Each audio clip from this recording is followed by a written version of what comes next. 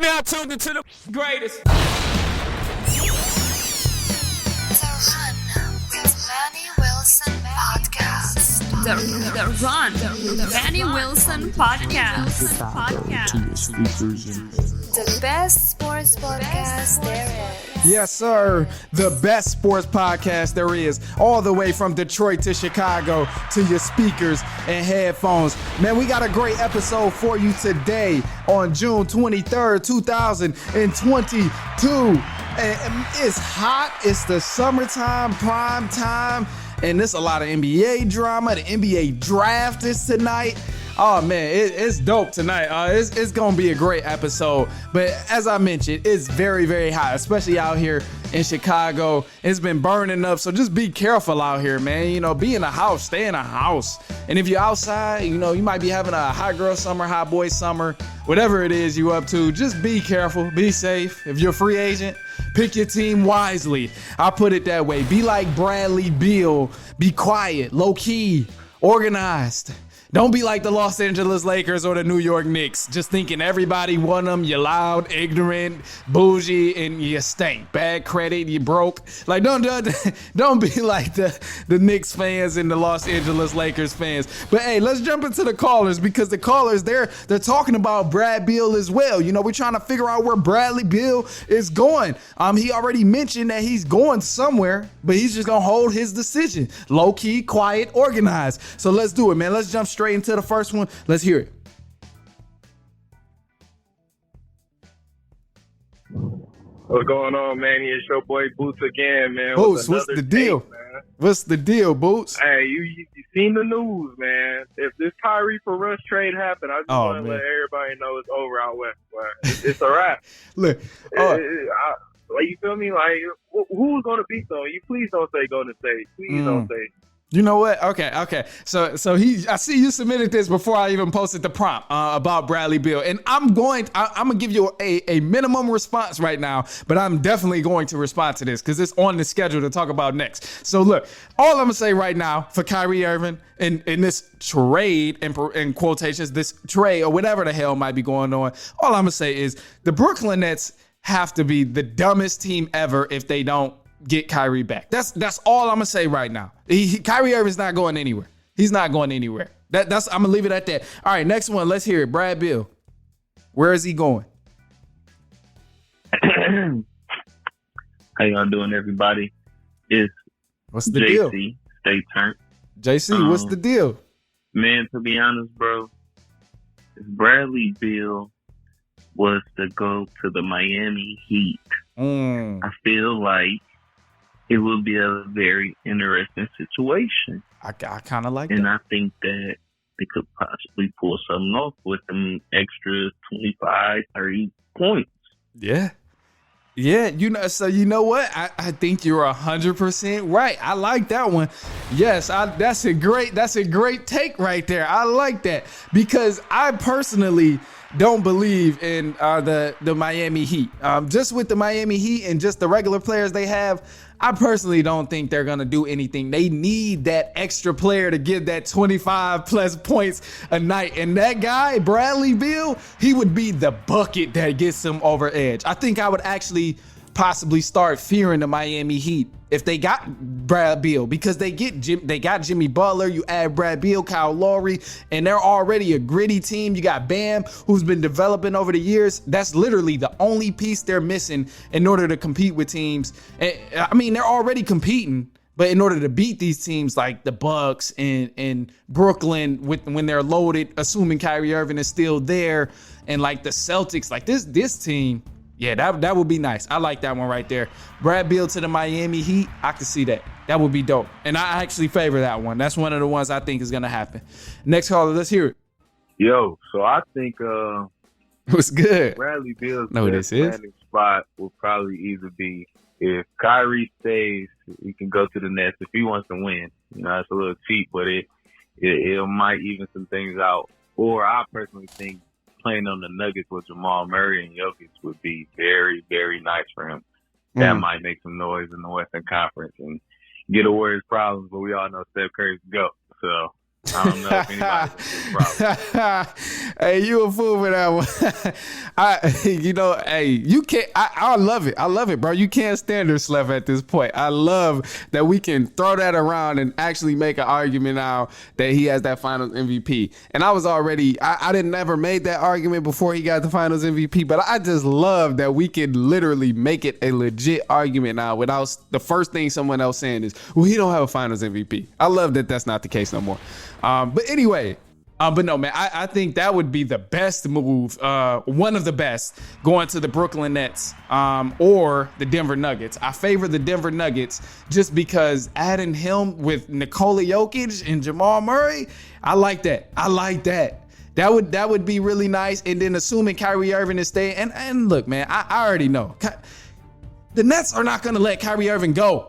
Like, they're not going to let Kyrie Irving go. I'll touch on that more in a second, but that would also be cheating, like you said, too, if he was to go play with, the Brooklyn Nets with KD and Kyrie Irving. Ooh, that would be lethal. And it gives them a good chance to, make up for the James Harden. It adds more beef. It adds extra depth to that team. So that's a great one. I like that right there. But I think I would favor the Denver Nuggets or Miami Heat.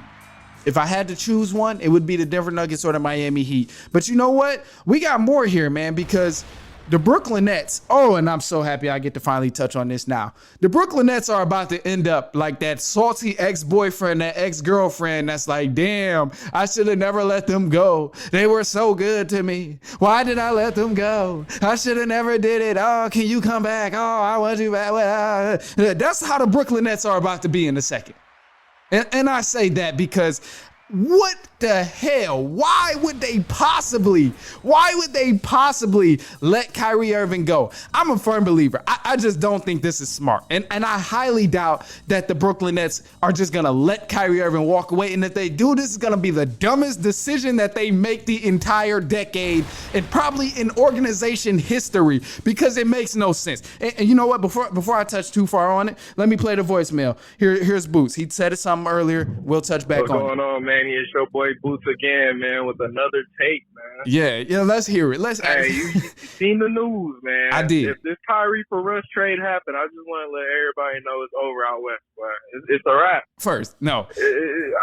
Like, you feel me? Like, who's going to beat them? You please don't say Golden State. Please don't say. Let me tell you something. First off, Boots. Let me tell you, because I didn't get a chance to respond earlier, and now I get to actually respond. So let me tell you something. First off, Kyrie Irving ain't going nowhere. This Russ trade, it ain't no ifs, ands, buts. Golden State, they can beat the Lakers. One, because they still gonna have Russell Westbrook. And what the hell makes you think that Kevin Durant is going to stay with the Brooklyn Nets after Kyrie Irving leaves? Like, bro, literally, he left this man. He was trying to get away from this man in Oklahoma City. He spent about 5 or 6 years at a ballpark estimate playing with Russ and clearly did not have much success. He had to deal with all the craziness of playing with him, and he wanted out. He wanted to clearly go play with advanced point guards and point guards who have control in terms of controlling the game at a better flow, and more skillful players, more skillful point guards in terms of what a person can do with the basketball rather than playing off of effort. It makes no sense. It literally makes no sense that Kyrie Irving would or the Nets would even trade Kyrie Irving for Russell Westbrook, knowing Kevin Durant does not want him to play there at all, and that they may possibly lose Kevin Durant. Like, come on, man. Come on now. Give me a break. And for the Brooklyn Nets, this would be the dumbest decision they make literally the entire probably history of the Nets organization, because literally, I get it. I get it. The Nets, they couldn't really play Kyrie Irving last year, but there was a vaccine mandate. And yeah, Kyrie took a couple extra games off because of personal reasons. He sat out sometime when he possibly could have played, whatever. That's all cool. But we were playing one in the midst of COVID. It was in the midst of COVID-19. Kyrie Irving didn't have a vaccine mandate, so he was forced to sit out a majority of those games. And also, if Kyrie Irving leaves, Kevin Durant is gone. It's gone. It's a wrap. Literally, their chances from winning a championship goes from above 70% to 12%. If I had probably even lower than 12% because Kevin Durant is gone. So who the hell they gonna have Russell Westbrook and that's it? Like, come on, man, that trade's not gonna happen. I just highly doubt it. And Lakers fans, it's gotten worse. It's gotten worse over the years. And we're going to go on to our next topic in just a second. But it's gotten worse over the years because this is what's happened. You got Lakers fans who are already just, spoiled and crazy and think they're getting every free agent that ever goes and enters free agency. And then you got LeBron fans who just, is already crazy. Do I really need to explain how crazy LeBron fans are? Like, come on now. And when you combine the two, it just makes for a natural disaster. Like it's absolutely insane. So we need something. We got to figure out, as everyone else who are fans of the NBA, we got to figure out something to neutralize this craziness that's happening in LA with LeBron and Lakers fans. It's already crazy. Maybe we need to pull some more Kobe fans to the side or something. Like, I want to put some Kobe fans to the side and let them know how the Lakers do, like how the organization should be, be patient and yeah, we're good. But I don't know. But something has to give. Because Brown and Lakers fans is this is crazy. This is crazy. But no, stay tuned, man. We got more coming up with the draft. We'll be right back. Stay tuned. It's The Run.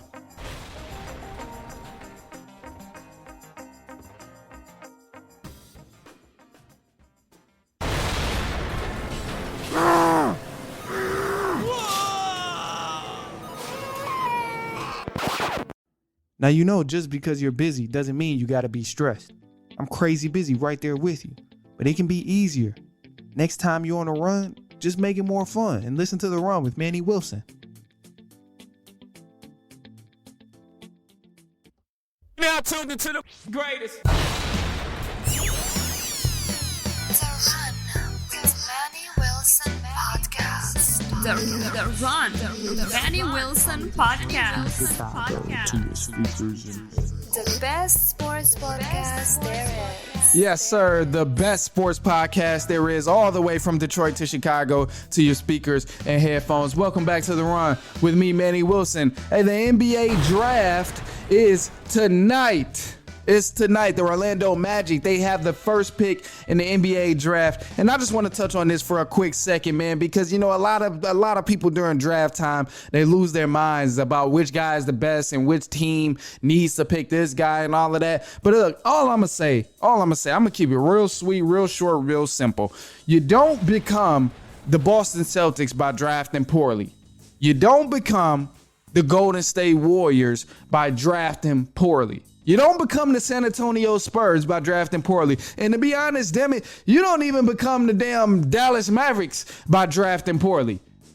Because all of these teams and all of this hype about this guy needs him and this team needs this guy, it ultimately comes down to how this team and how this organization wants to play basketball. If this guy's going to fit their game plan, then obviously you want to go with them. But in the case of the Orlando Magic, they've had many first-round picks, but they've never won a championship. They had guys like Shaq. They've had Dwight Howard. They've had Penny Hardaway, all at the first pick in the draft. But yet, they've never won a championship. They've gotten close, but they never won a championship. And now they have another chance to pick a number one pick that can possibly get them back to that type of standard. And here's my thing with it. It's a lot of good guys in a draft. I'll put it that way. It's a lot of good guys. But in the perspective of the Orlando Magic, this team has showed no direction in the last decade. They haven't really showed any type of great building skills, I should say. There's not really a solid game plan that's going to help spark a particular player's play or help everybody on the team look good. This team has been struggling for some time now. And I would just say, if I'm the GM and if I'm at the top of the office, this is one of those scenarios where you have to go with the best player. And the best player in the draft, to me right now, is Chet. You have to go with Chet. That's a C-H-E-T, Chet. You have to, man, because at this point, like, this man can literally do everything. And there's some concerns, obviously, about his body size and, like, his figure, because he is a skinnier guy. But you have to go with Chet. I'm going to keep it as simple as that, because, yeah, man, he works magic. And damn it, the Orlando Magic they can do something with him. And I honestly believe out of the entire draft, he's probably the easiest player to build around because his skill set is so far and so wide and can do so much at such a tall height. I think he maybe 6'10". But man, it's just remarkable. It's remarkable at what he can do. And if you're the Orlando Magic, I'm taking Chet without a doubt. Without a doubt. So yeah, definitely taking him. But no, man, I appreciate you hanging with me today. And also, I didn't mention earlier, it was a couple things I didn't mention earlier. First, I didn't mention this is the best sports podcast all the way from Detroit to Chicago to your speakers and headphones. And if you ever want to give us a call, man, to leave a voicemail, feel free to do so. You can call at any time, but also we post the prompts on our Instagram at The Run Podcast and my personal at I am Manny Wilson. But if you don't even want to go on there, you can just call the number 219-413-9405. But no, man, I greatly appreciate you guys hanging with me today, and we will be back next week, and so on and so on and so on.